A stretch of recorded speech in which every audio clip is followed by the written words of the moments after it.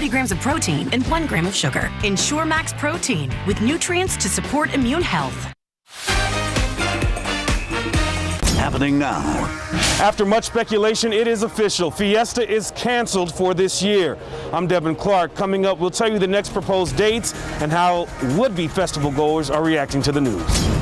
Plus, allegations of a broken AC and poor ratings at Eastside Nursing Home, designated by the city to house COVID-19 patients, at the center of a growing number of complaints.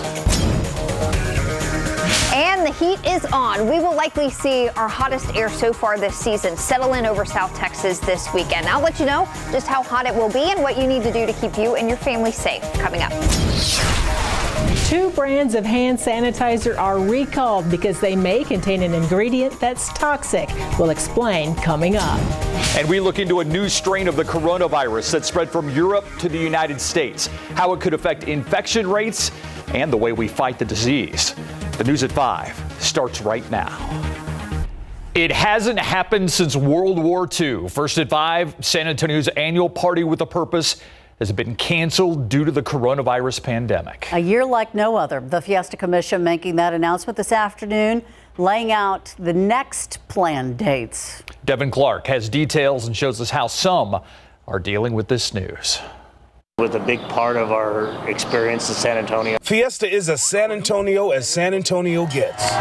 But with the coronavirus pandemic persisting, officials now say the event, which was already postponed until November, is no longer possible this year. We're disappointed. I love Nyosa. Today, Fiesta San Antonio Commission President Baltazar Walter Cerna Jr. released a statement which in part reads, quote, "The health and safety of Fiesta guests and volunteers is the only priority in this decision," end quote. I'd hate for anybody to get sick. It'd be really sad if people got sick because of it, but it's a great tradition. Fiesta has a $340 million impact on the San Antonio economy and provides nearly 3,500 jobs.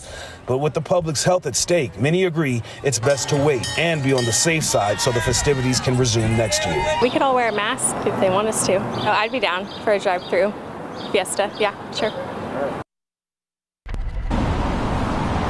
All right, we'll just have to wait and see.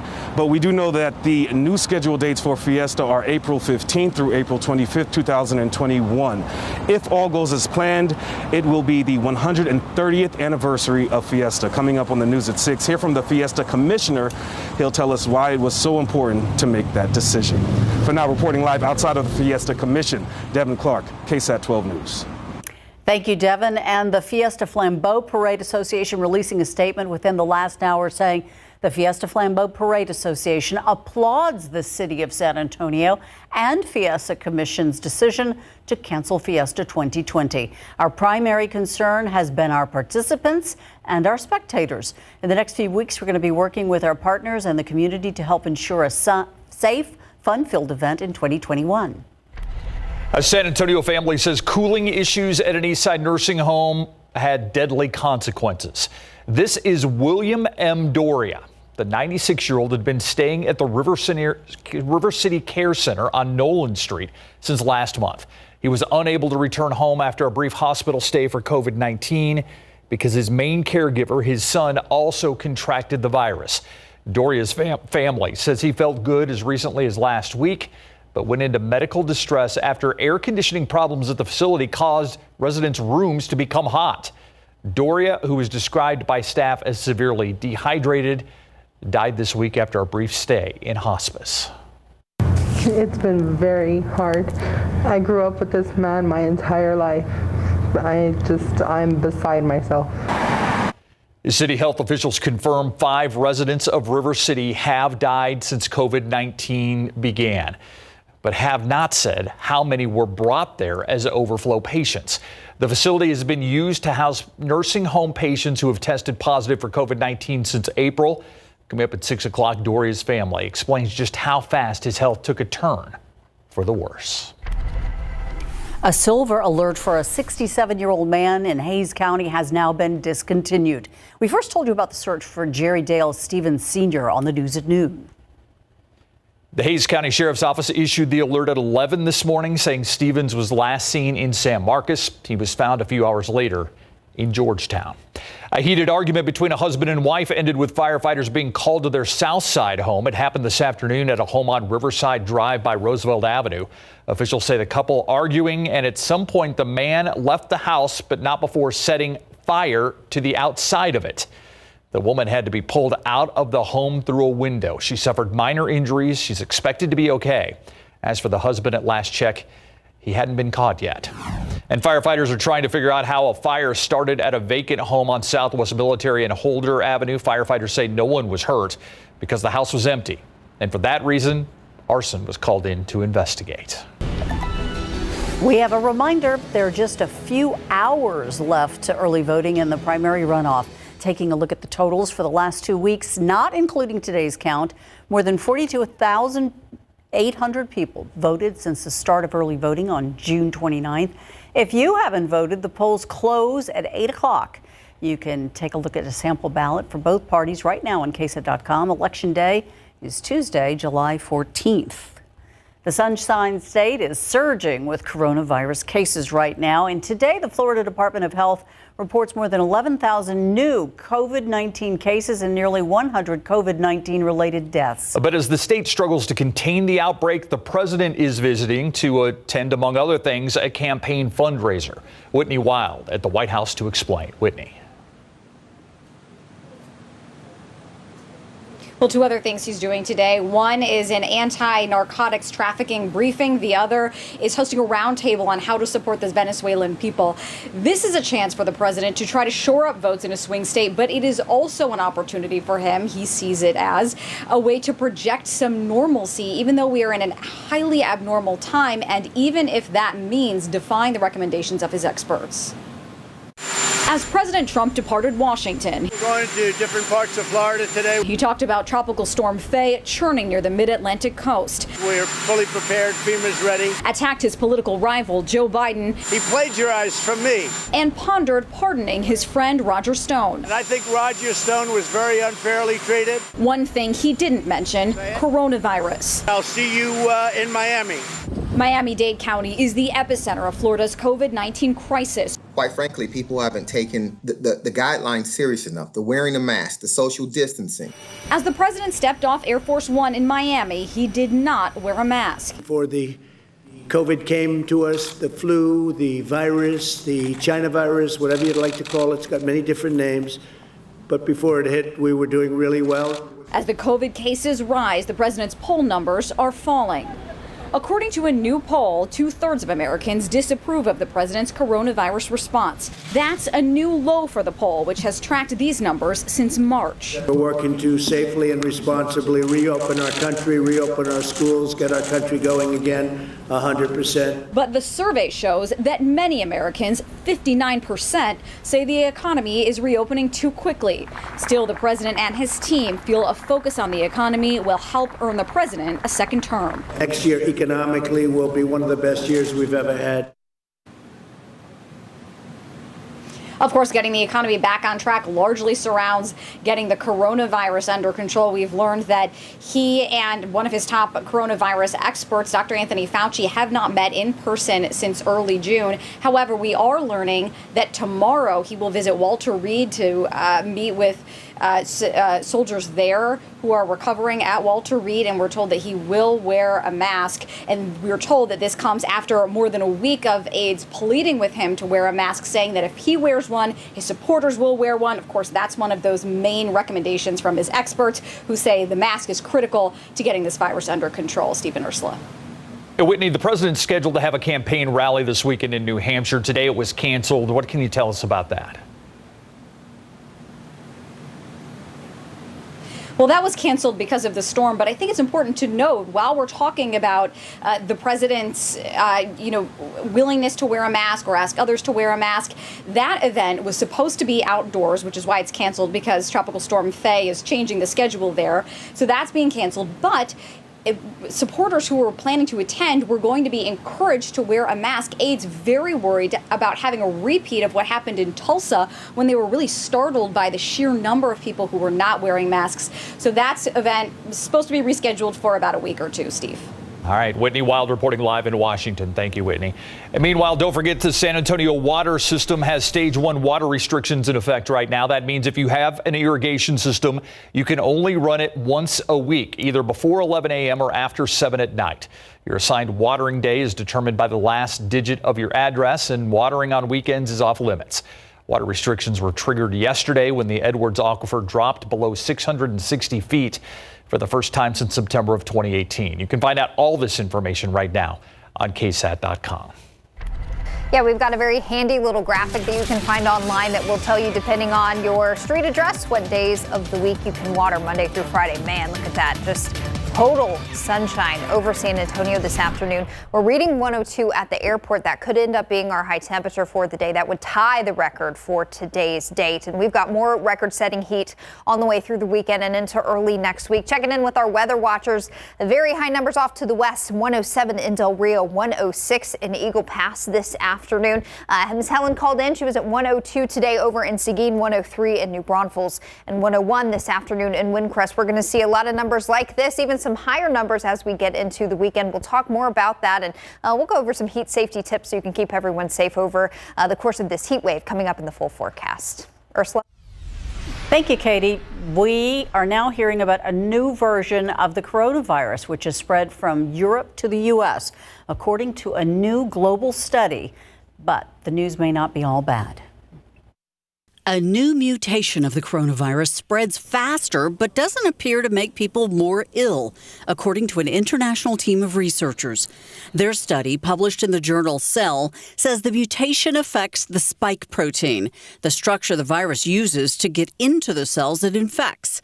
It has almost completely replaced the first version of the virus to spread in Europe and the U.S. The researchers say the new version seems to multiply faster in the upper respiratory tract, the nose, sinuses, and throat, which would explain why it passes around more easily.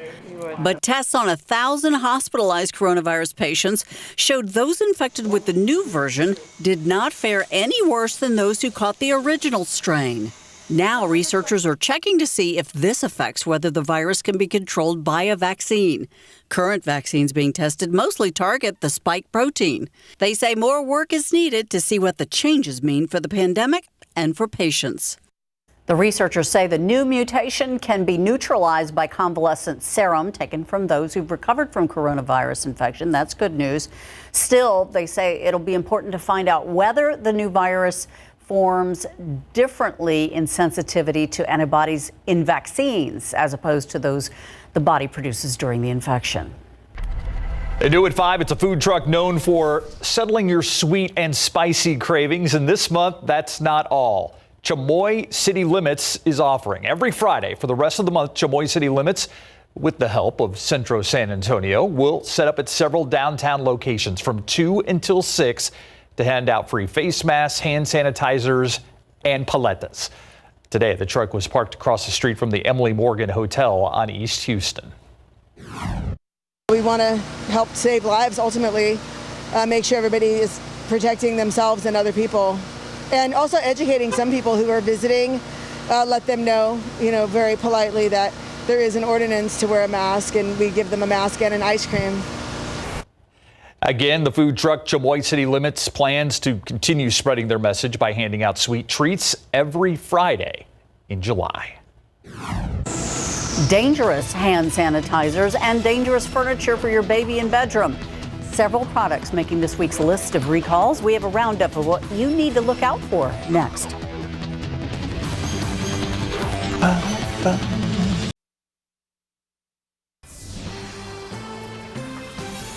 New at 5, a hand sanitizer recall. Several days ago, we told you about the FDA warning about several products that could contain a dangerous chemical.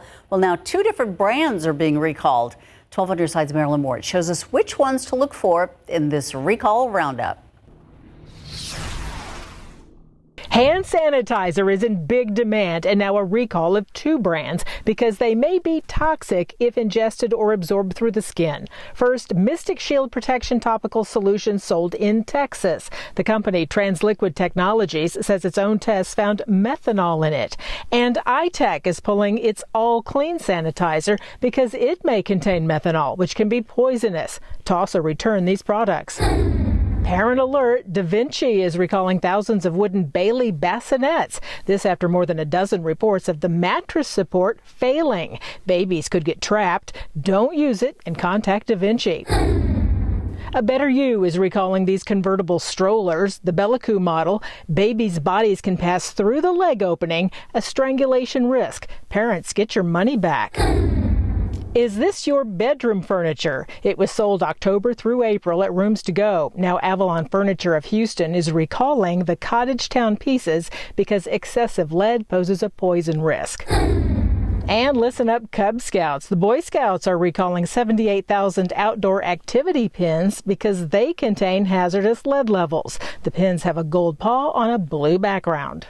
You can return those pins to the Boy Scouts. We have more information about all of those products on KSAT.com. Marilyn Moritz, KSAT 12 News. Let's take a live look outside with Sky 12. All right.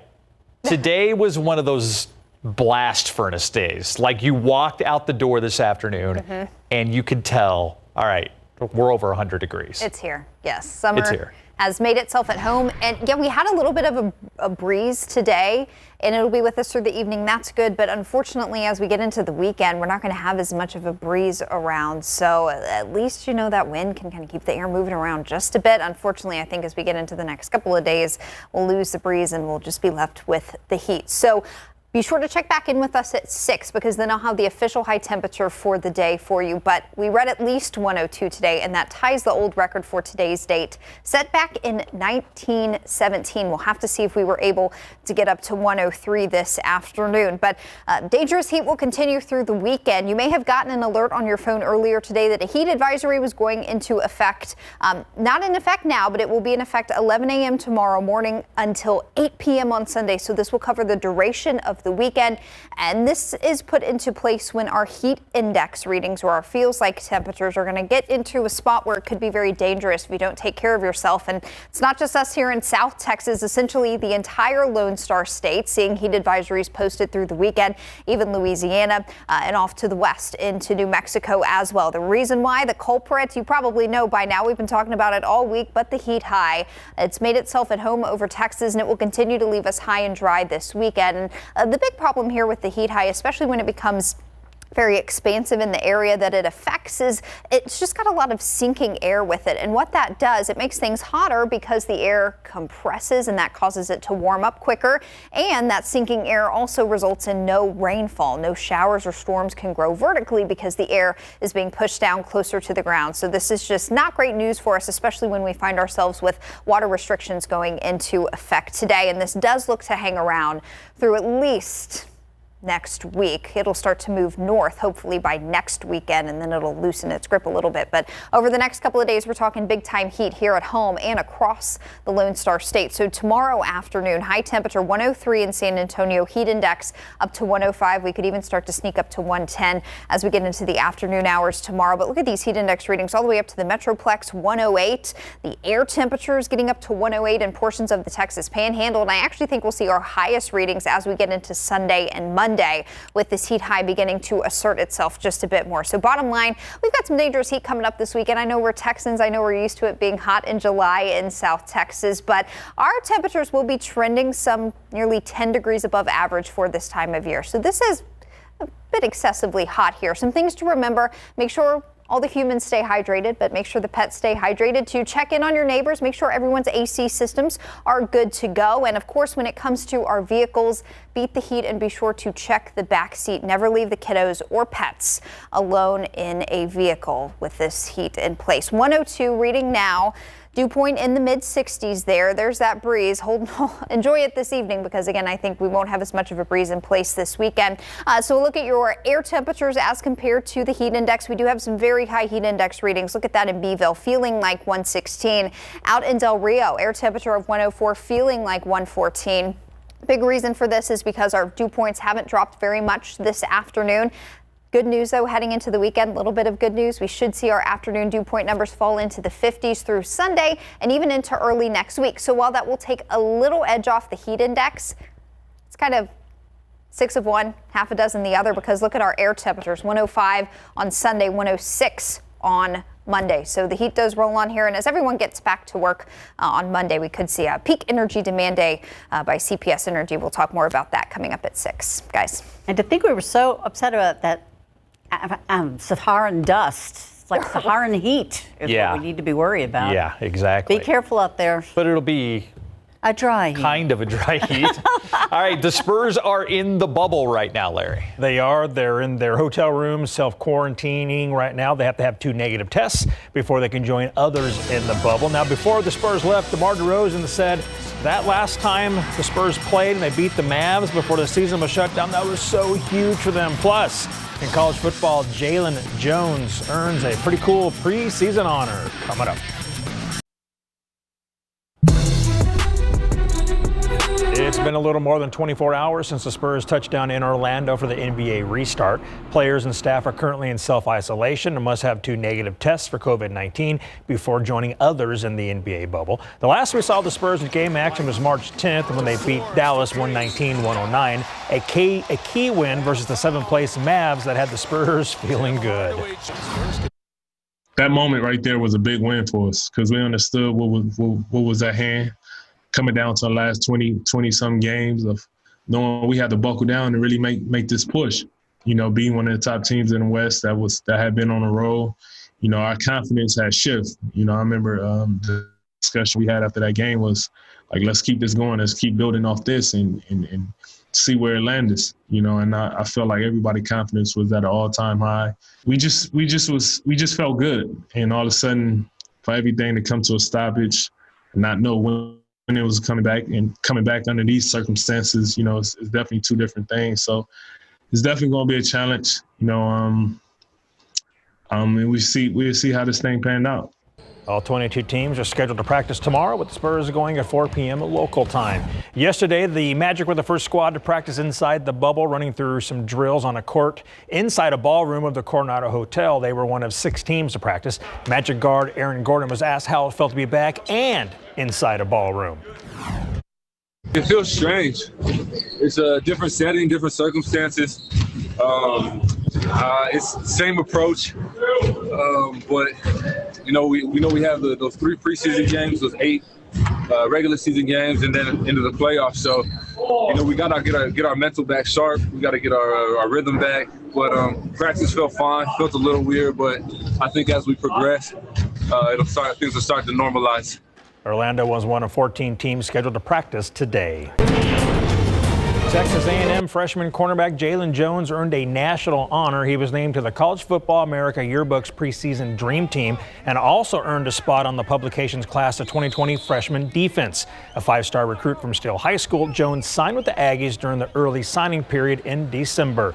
Jones is expected to push for immediate playing time as he has the size and the skills. We'll be right back after the break. Thanks so much for watching. We hope you stay cool. See you back.